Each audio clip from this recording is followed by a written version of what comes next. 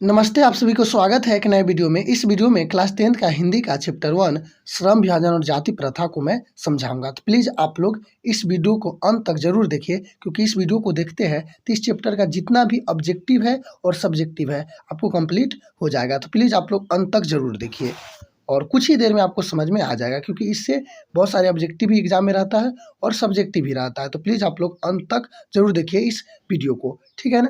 इस वीडियो को देख लेते हैं ना, तो उसके बाद आपको दोबारा श्रम विभाजन और जाति प्रथा पढ़ना नहीं होगा। कुछ ही देर में आपको सभी चीज़ समझ में आ जाएगा। तो प्लीज़ आप लोग अंत तक जरूर देखिएगा। तो देखिए, श्रम विभाजन और जाति प्रथा यह एक निबंध है। क्या है? निबंध। श्रम विभाजन और जाति प्रथा क्या है? एक निबंध है। इसका लेखक कौन है? बाबा साहेब भीमराव अंबेडकर जी है। समझ गए? तो याद रखिएगा, इनका लेखक कौन है? बाबा साहेब भीमराव अंबेडकर जी है। ठीक है, अब पढ़ लेते हैं अंबेडकर जी का परिचय। तो देखिए, अंबेडकर जी का जन्म 14 अप्रैल 1891 ईस्वी में हुआ था। कहाँ हुआ था? स्थान के क्या नाम है? तो महू मध्य प्रदेश में हुआ था। यानी महू कहाँ है? मध्य प्रदेश में है। वहाँ इनका जन्म हुआ था। इनके लाइफ में प्रेरक व्यक्ति कौन कौन थे? तो बुद्ध थे, कबीर थे और ज्योतिबा फूले थे। ठीक है ना। इनके प्रेरक व्यक्ति बुद्ध, कबीर और ज्योतिबा फूले थे, याद रखिएगा। शिक्षा शिक्षा के बाद बड़ौदा नरेश के प्रोत्साहन पर उच्चतर शिक्षा के लिए न्यूयॉर्क गए। किसके प्रोत्साहन पर? बड़ौदा नरेश के। फिर वहां से लंदन गए। समझ गए? तो अमेरिका गए, फिर इंग्लैंड भी गए थे, न्यूयॉर्क और लंदन। ठीक है, न्यूयॉर्क का है अमेरिका में, लंदन का है इंग्लैंड में है। ठीक है ना, इंग्लैंड की राजधानी है लंदन। अब देखिए, निधन। इनका निधन कब हुआ था? दिसंबर 1956 में हुआ था। कहाँ हुआ था? दिल्ली में हुआ था। इतना ही याद आपको रखना है। अगर यह बात को आप ध्यान में रखते हैं तो लेखक संबंधित सभी ऑब्जेक्टिव आपको बन जाएगा। ठीक है ना। जन्म 14 अप्रैल 1891 में, स्थान महू मध्य प्रदेश में। और प्रेरक व्यक्ति कौन कौन है? बुद्ध, कबीर और ज्योतिबा फूले। और प्राथमिक शिक्षा किनसे प्रोत्साहन होकर? बड़ौदा नरेश से प्रोत्साहन होकर कहाँ गए थे शिक्षा प्राप्त करने? न्यूयॉर्क और लंदन गए थे। पहले तो न्यूयॉर्क गए थे, वहाँ से फिर लंदन चल गए थे। इनका निधन कब हो गया था? दिसंबर 1956 में हो गया था। ठीक है, तो चलिए फिर देख लेते हैं इनकी रचनाएं कौन कौन है। भीमराव अम्बेडकर जी की रचनाएं कौन कौन है? तो देखिए, फर्स्ट है एनिहिलेशन ऑफ कास्ट। देखिए, जो श्रम विभाजन और जाति प्रथा चैप्टर देख रहे हैं वह इसी पार्ट से लिया गया है, इसी से लिया गया है। ठीक है, एनिहिलेशन ऑफ कास्ट से ही ले गया है। और एनिहिलेशन ऑफ कास्ट का हिंदी रूपांतरण ललई सी यादव किया है। कौन किया है? ललई सी यादव।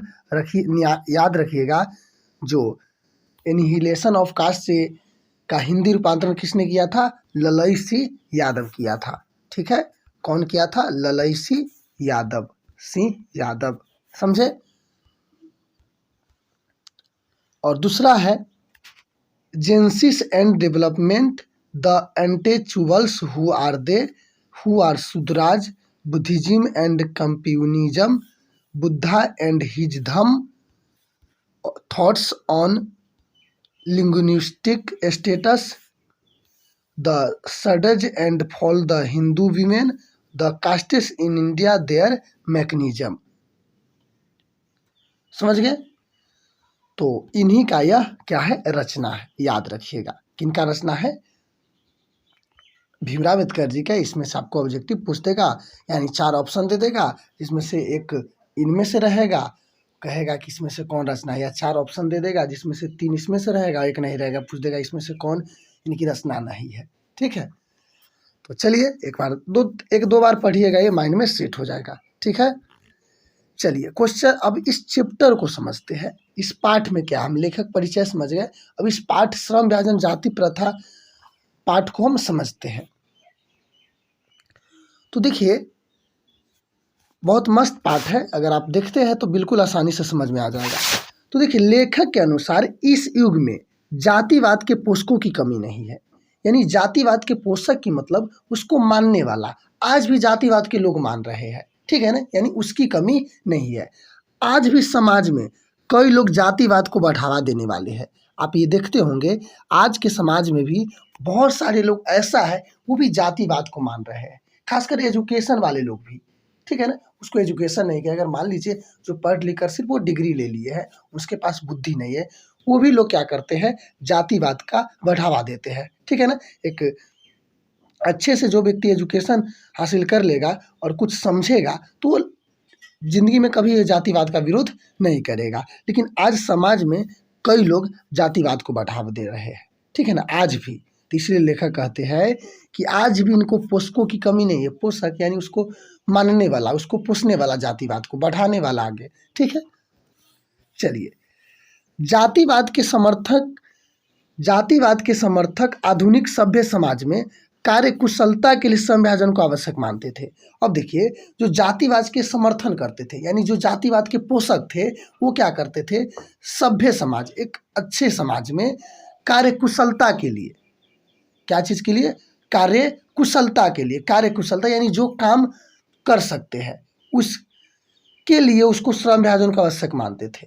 और जाति प्रथा श्रम विभाजन का ही दूसरा रूप था, इसलिए इसमें कोई बुराई नहीं था।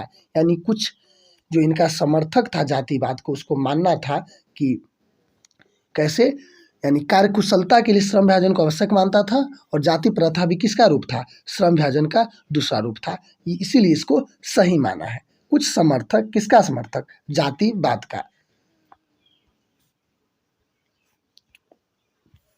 दूसरा, इसलिए इसमें कोई बुराई नहीं है, यानी इसलिए इसमें कोई बुराई नहीं है, यानी अगर श्रम विभाजन को आवश्यक माना है, क्योंकि ये जाति प्रथा श्रम विभाजन का ही दूसरा रूप है, इसलिए इसमें कोई बुराई नहीं है। कुछ मतलब समर्थकों कहना है, जातिवाद के समर्थक को इस तर्क को बाबा साहेब भीमराव अम्बेडकर जी ने खंडन किया है, यानी इनको विरोध किया है। जो व्यक्ति इस तर्क को दिया है कि देखिए, एक सभ्य समाज में कार्य कुशलता के लिए श्रम विभाजन आवश्यक है, यानी एक सभ्य समाज, अगर हमारा जो समाज है एक सभ्य, उसमें क्या करना है, मतलब कार्य कुशलता के लिए वो श्रम विभाजन को आवश्यक माना है। कुछ समर्थक, किसका समर्थक, तो जातिवाद के समर्थक, और जाति श्रम विभाजन का ही दूसरा रूप है।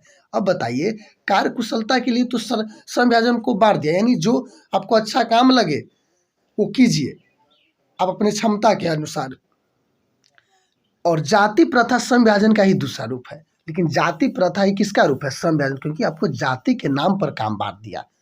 तो फिर यहाँ कार्य कुशलता के नाम पर क्या बांटे, उसको तो यहाँ जाति के नाम पर बांट दिया, यानी जो उसको पूर्वज किए हुए वही इसको करना पड़ेगा, और इसलिए इसमें कोई बुराई नहीं है, कुछ समर्थक को कहना है।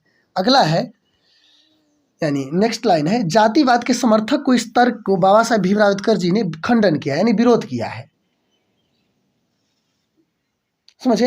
यानी जाति प्रथा को सही माना है कुछ समर्थक, तो उनको ये बाबा साहेब भीमराव अम्बेडकर जी विरोध किया है। कहा है कि जाति प्रथा श्रम विभाजन के साथ साथ श्रमिक विभाजन का भी रूप ले लिया है। यानी ये तो जाति प्रथा, श्रम यानी काम के तो बांट दे रहा है, लेकिन काम करने वालों को भी बांट दे रहा है, ठीक है, कि हाँ फलना व्यक्ति यह काम करेगा, फलना अगर इस जात में जन्म लिया तो ये करेगा, ये करेगा, यानी उसको काम, यानी मजदूर को भी बांट दिया है, ठीक है, श्रमिक जो काम कर रहा है उसको भी बांट दिया है। किंतु श्रमिकों का विभाजन जाति के आधार पर नहीं होनी चाहिए। बिल्कुल करेक्ट बात है कि जो श्रमिक है, काम करने वाले हैं, उसका विभाजन जाति के नाम पर नहीं होना चाहिए, ठीक है। उसको व्यक्ति को कार्य कुशलता के अनुसार होना चाहिए, वो व्यक्ति कौन काम कर रहा है उसके अनुसार होना चाहिए, ठीक है ना। जो व्यक्ति जैसा काम करना चाहिए वैसा काम कर सकता है, उसके जाति के आधार पर उसको काम को नहीं बांटना चाहिए। जातिगत विभाजन से ऊंच नीच का भावना उत्पन्न होती है, सही बात है। अगर जातिगत के अनुसार आप बांट देते हैं तो इससे पता चलता है कि हाँ ये नीच जात है, इसको यह काम करना है, यह उच्च जात है, इसको ये करना है, ब्राह्मण को पूजा कराना है, जो नीच जात है उसको नीच काम करना है। तो इस तरह से क्या होता है कि समाज में ऊंच नीच पैदा होता है, ठीक है। श्रम विभाजन मनुष्य की रुचि पर आधारित नहीं है, श्रम विभाजन मनुष्य की रुचि पर आधारित नहीं है। अगर मान लीजिए आपको जाति प्रथा में आपको काम को बांट दिया, क्या होता है, इसमें सबसे बड़ी समस्या ये है कि अगर जिस काम को आपको मन नहीं है करने में, उस काम को भी आपको करना पड़ता है। यानी वो रुचि पर आधारित नहीं है, आपको जिस काम में रुचि नहीं है, अगर मान लीजिए आपको मम्मी पापा जो काम को किया, उस काम में आपको रुचि नहीं है, फिर भी आपको मजबूरन उस काम को करना होता है। इसीलिए इसमें कहा गया है कि जो श्रम विभाजन है वो रुचि पर आधारित नहीं है। व्यक्ति के कार्य का निर्धारण जाति के आधार पर गर्भधारण के समय ही कर दिया जाता है, और व्यक्ति को जो कार्य का निर्धारण जाति के आधार पर गर्भधारण के समय ही मतलब कर दिया जाता है कि यह बच्चा इस कास्ट में है, इसलिए यह यही काम करेगा। ठीक है ना, किसके अनुसार, जाति के अनुसार। समझिए, उसको गर्भ में ही रहता, उसी समय उसको ये बात निर्धारित कर दिया जाता है कि लड़का आगे चलकर यह काम करेगा। ठीक है,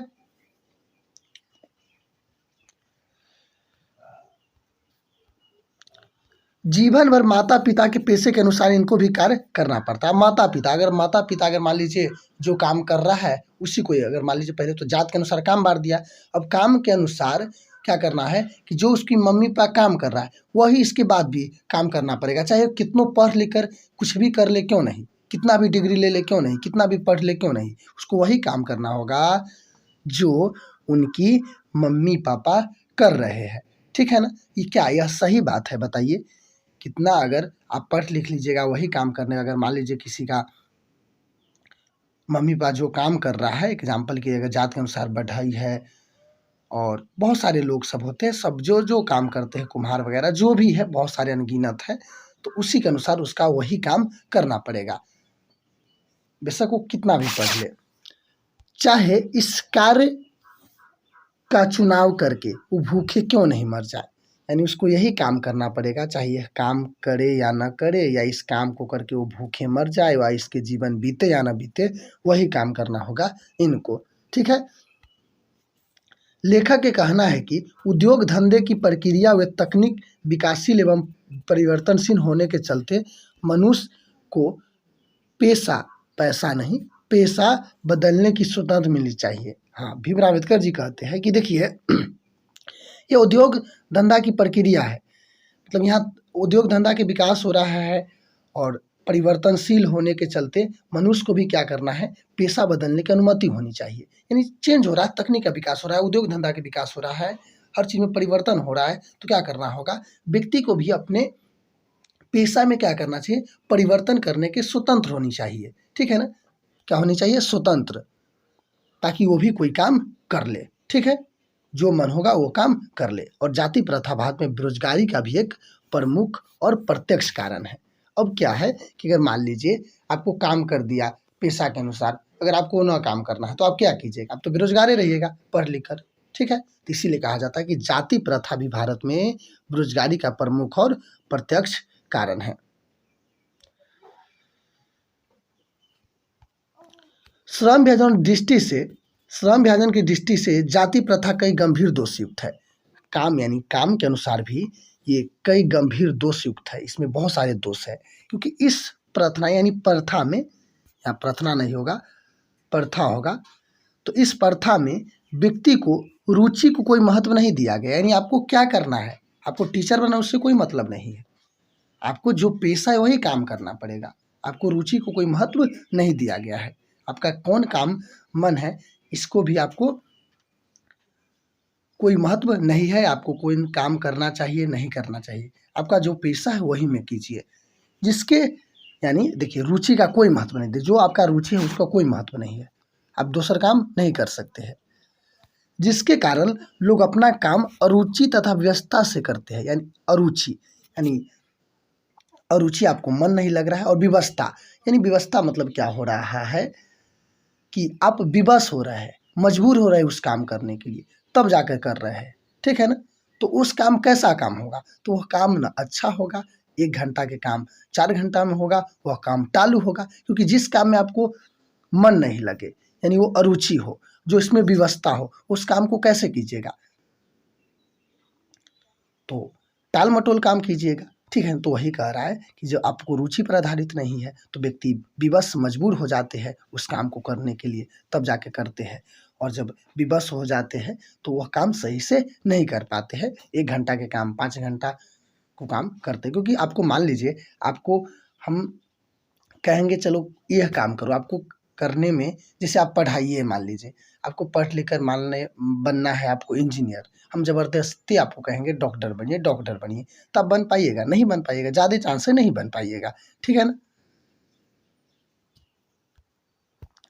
जातिवाद द्वारा किया गया श्रम विभाजन स्वाभाविक नहीं है, स्वाभाविक विभाजन नहीं है, क्योंकि ये मनुष्य की रुचि पर आधारित नहीं है, बल्कि और नहीं होगा, बल्कि स्वाभाविक है, अस्वाभाविक विभाजन है। कैसा विभाजन? अस्वाभाविक, ठीक है ना, यानी आपके स्वभाव के अनुसार नहीं है, इसीलिए इसे अस्वाभाविक विभाजन भी कहा गया है।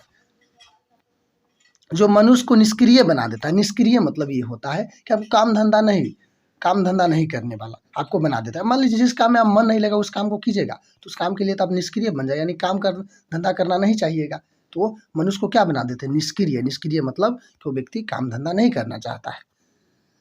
लेखक आर्थिक पहलू से भी जाति प्रथा को हानिकारक प्रथा माना है। के अनुसार आदर्श समाज का आधार स्वतंत्रता, यानी जो आदर्श समाज, जो एक सही समाज होना चाहिए, उसमें क्या होना चाहिए? उसका आधार क्या है? स्वतंत्रता होना चाहिए, समानता होना चाहिए तथा भाईचारा होना चाहिए, ठीक है ना। आदर्श समाज है जिसमें क्या होना चाहिए? स्वतंत्रता होना चाहिए, समानता यानी सबके लिए समान होना चाहिए तथा भाईचारा होना चाहिए, सब एक दूसरे को लोग समस्या समझे, एक लोग को दुख के दुख को समझे, वैसा होना चाहिए। आदर्श समाज में बहुविधों हितों में सबका समान होना चाहिए, ठीक है, सबका समान होना चाहिए। आदर्श समाज ऐसा होना चाहिए जिसमें बहुविध यानी सबको हितों को सोचा जाना चाहिए, सिर्फ अपने हितों के लिए नहीं, यानी सबको हितों में सबका समान भागीदारी होनी चाहिए, यानी सबको होना चाहिए, सबके हित के लिए सब आगे आना चाहिए। डॉक्टर अंबेडकर ने स्वस्थ लोकतंत्र के लिए स्वतंत्रता, समानता, भ्रातृत्व यानी भाईचारा को भावना पर बल दिया है। एक स्वस्थ लोकतंत्र के लिए, एक अच्छा लोकतंत्र के लिए भी क्या किया है कि स्वतंत्र,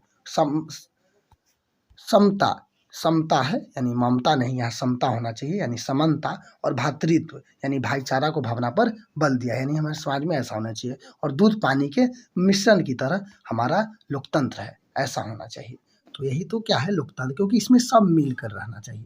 दूध जिस तरह से, अगर मान लीजिए दूध और पानी को मिला दीजिएगा, पता नहीं चलेगा कि कौन कितना दूध है, कौन और कितना पानी है, या कौन दूध है कौन पानी, आपको दोनों बराबर नजर आएगा, यानी सब एक हो जाता है। तो उसी तरह से हमारा लोकतंत्र भी है, तो ऐसा ही होना चाहिए। हमारे लोकतंत्र में समानता, स्वतंत्रता, भ्रातृत्व होना चाहिए हमारा समाज में भी, और दूध पानी की तरह हमारा लोकतंत्र भी होना चाहिए, ठीक है। तो मुझे उम्मीद है कि इस चैप्टर को आप समझ गए होंगे, और अगर ये चैप्टर आपको समझ में आया तो प्लीज़ एक बार लाइक ज़रूर कर दीजिएगा और एक बार कमेंट ज़रूर कर दीजिएगा कि यह कैसा लगा। मुझे उम्मीद है कि अच्छा लगा होगा। तो चलिए इस वीडियो को यहीं खत्म करते हैं। जय हिंद, जय भारत।